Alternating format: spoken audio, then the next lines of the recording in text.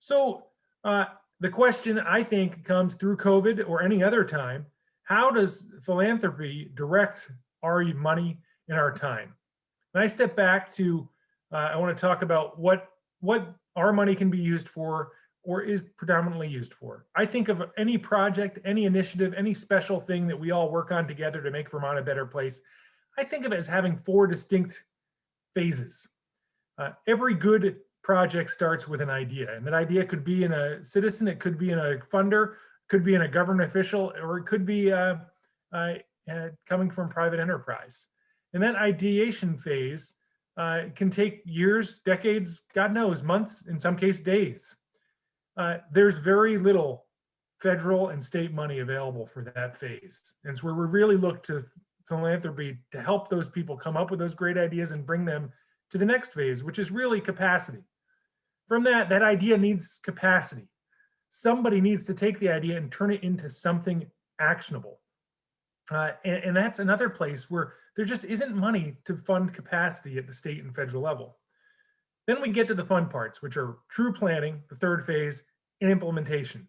And planning and implementation money generally can be found in state and federal government pretty easily.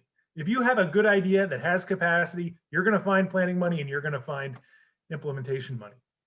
So I think when we look at where philanthropy and state and federal government have come together in this past year, it's that you folks, the Vermont Community Foundation, the fund, as well as individual philanthropic givers, have driven ideas and capacity to a point where we were ready to implement some really neat ideas with the influx of federal dollars. And I should point out the limited ideation and capacity that we do have. Here's a dirty secret about state and federal government. We don't like risk. And we really need somebody to validate the limited resources we have. And that's where philanthropic giving comes in.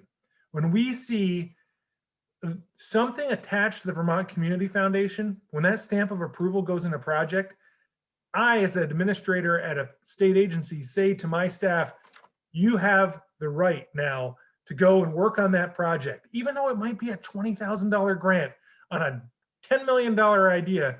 I feel better dedicating my staff's time to a project that the Vermont Community Foundation, that private philanthropy has already put a dime into.